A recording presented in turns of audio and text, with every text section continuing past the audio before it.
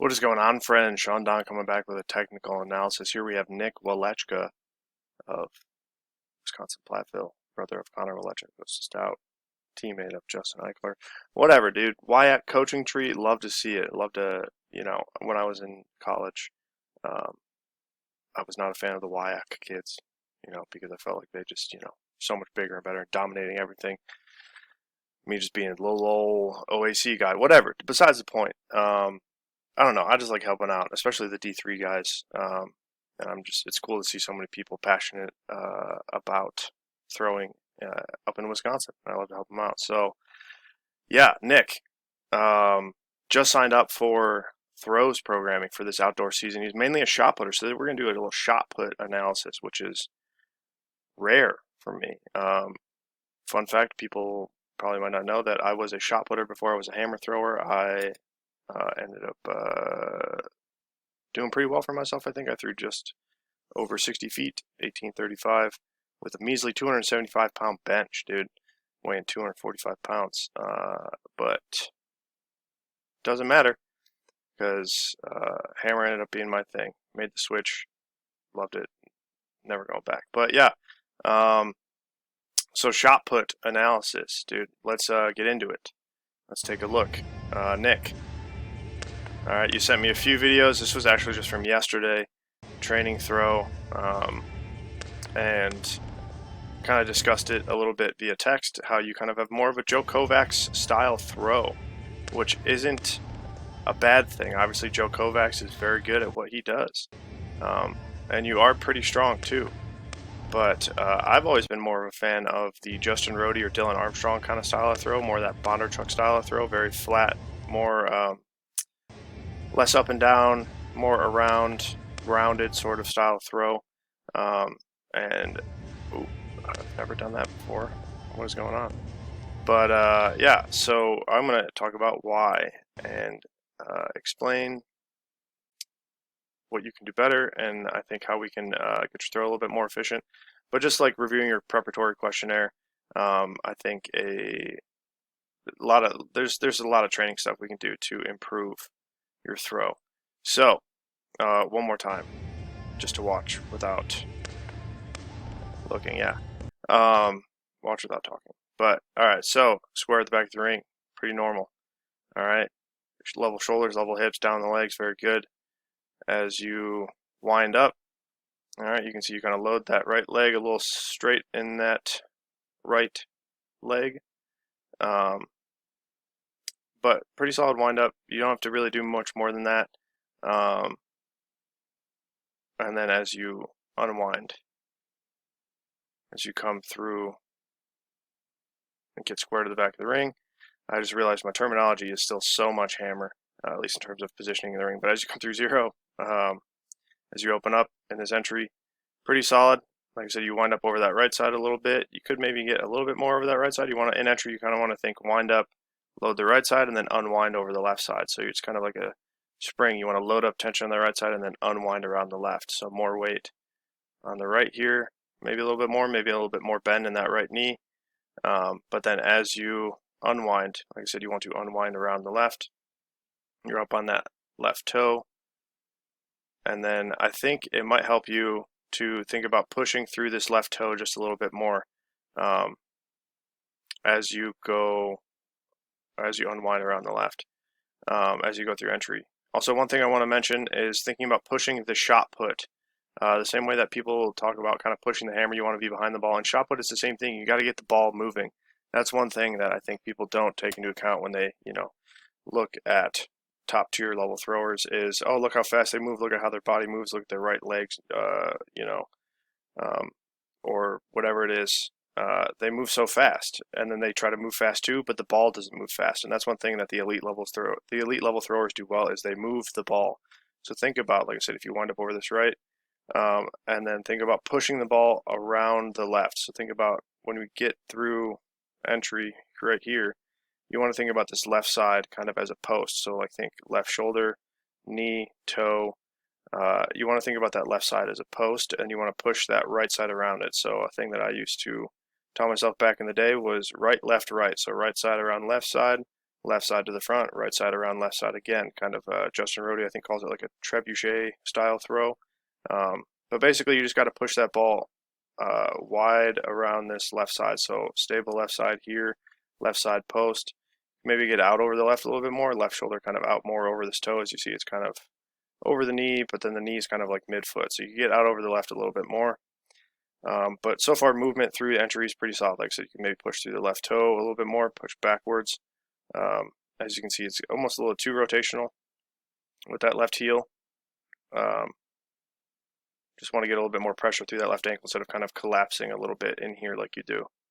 But so push that ball around the left, stable left side. And the big thing here that we were talking about yesterday was this right leg kind of sweep to the middle. As you can see, you kind of open up that left side pretty aggressively, like I said, kind of Joe Kovacs-esque.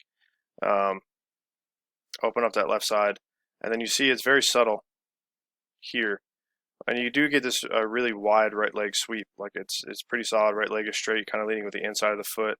But I think that left side's opening up a little bit too much, so that makes you a little bit, adds a little bit of extra rotation to the throw.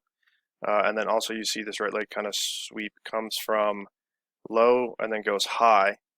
And then you see, like I said, that kind of left leg or left ankle kind of collapse, so just a little tiny bit. And then which then propels you upwards. So with the combination of that right sweep kind of coming up and this left leg kind of collapsing and then extending upwards, you can see it right here. All right, so the right leg sweep isn't an issue. It's more so the left leg. Sure, you could maybe think about sweeping the right leg lower to the ground.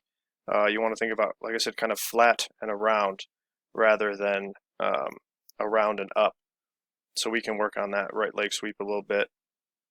But the big thing here, like I said, is, as you can see, like I said, that left side opens up a little bit much. You're kind of a little bit heavy, kind of leaning into the ring a little bit. Like I said, a little bit more stability, a little bit more weight over that left side in the entry might help a little bit. But then the big thing is, like I said, this left leg extension here. You can see left heel kind of collapses, it loads up, and then you push upwards. As you sweep to the middle, you push upwards through that left leg. So pretty good coordination. The fact that your right leg's coming to the middle and you are pushing off that left leg is good. You just want to make sure that it's not a push up into the middle of the ring. You want to push across the ring, so flat through the ring. So pair that with a little bit flatter right leg sweep, and then make that left knee kind of drop in more towards the middle and push across the ring. Kind of like, think about sprinting. Well, yes, sprinting, you are pushing up technically. You're trying to propel yourself forwards, where if you were to try to push up in sprinting, you would be floating in the air too much. And that's kind of exactly what's happening here. You kind of push up through that left leg, and then with the combination of everything kind of propels you up in the air. If you watch your hip height, you kind of pop up into the air a little bit. Like I said, with that left side opening up a little bit much, you do kind of re-wrap as you go to the middle, which is good. But like I said, it's just pop up. The hip height, you can see it kind of, like I said, that left leg extends up, pushes the hips up.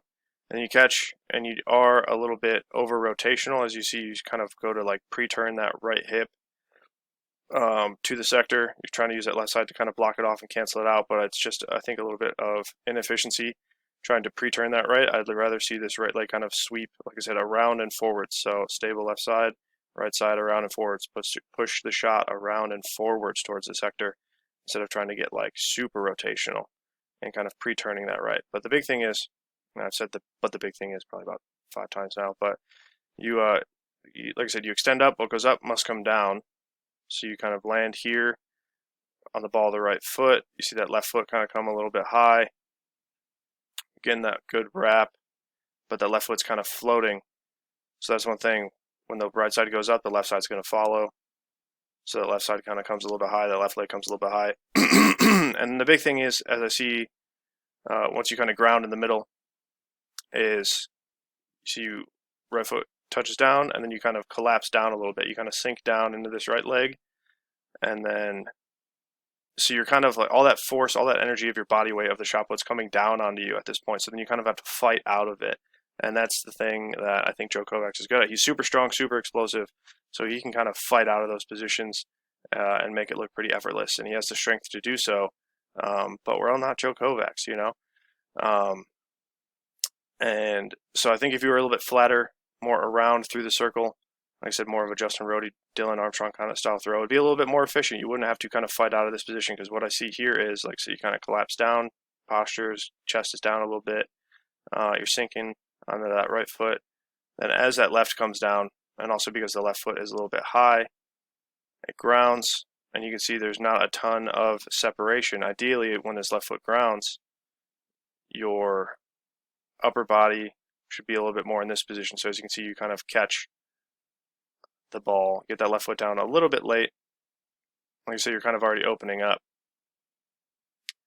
But the goal should be to kind of try to stay as wrapped as possible. Like, obviously, left arm swing through here. I'd say maybe try to block that left arm at 180 a little bit. So try to hold that left arm position to the middle. So that way you don't have to do that re-wrap. Because once again, it's kind of like extra movement, extra energy, inefficient energy, if you ask me. Energy wasted, perhaps. To try to re-wrap. And then as soon as you come off of this left foot at the back of the circle, think about getting it down at the front of the circle before you finish the throw, before you start your finish. Because like I said, that left foot grounds and you're already kind of opening up. And there's not a ton of tension and separation through the body, through the upper and lower body, through the right side and the left side. Everything's kind of coming together. There is a little bit, you probably have 90 degrees, hips are kind of facing towards 90, and shoulders are more or less kind of back at 0, maybe a little bit just after. But left foot grounds. And then the big thing here is, like I said, you're still kind of settling down onto this right leg. You ground. And then as soon as that left foot grounds, you can see you start to extend upwards. So that left side kind of pulls up. And you see this right side extend up. And you jump kind of off the ground, as you can see here. The goal, I think, should be to have a longer double support. So finishing on more of a bent left leg.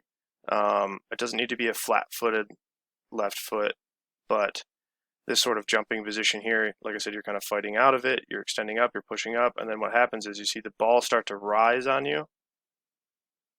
Ball kind of gets up above your body, and then your elbows kind of down. So you're not really staying behind the shot the best. You are kind of premature on this finish. You're really not transferring all that energy into the ball because you are kind of extending upwards.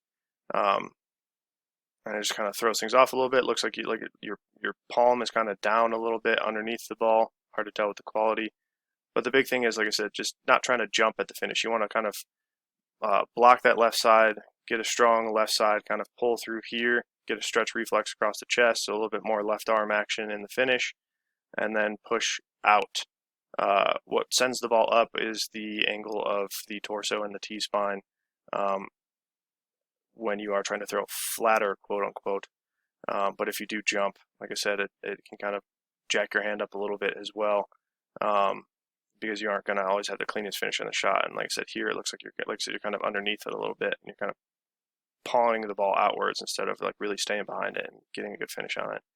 And then yeah, just a lot of extension through the legs, and then reverse. It is what it is. Not saving it. It's a trading throw. Not a big deal. But yeah, so to go back to the start, decent wind up over the right, unwind over the left side post, right side around left. So right side, I like to cut the body in half vertically rather than upper lower body. Stable left side, right side around the left. Maybe hold that left arm a little bit more in the direction of the sector, and then make sure you don't extend off that left leg. Maybe try to have that right leg sweep a little lower to the ground, and then just drive flat across the circle. The biggest thing, like I said, is that left leg is extending up, and then that kind of creates momentum, inertia, whatever, later into the throw, where you go up and then you come down and then you end up going up again. If you just kept it flat across, rotational through the circle, it would smooth some things out a little bit, and you'd feel probably a little bit more efficient through your throw. Keep that left foot a little bit lower, ground a little bit sooner, and then finish out, not up. All right. Don't extend up through the legs. Don't jump in the finish.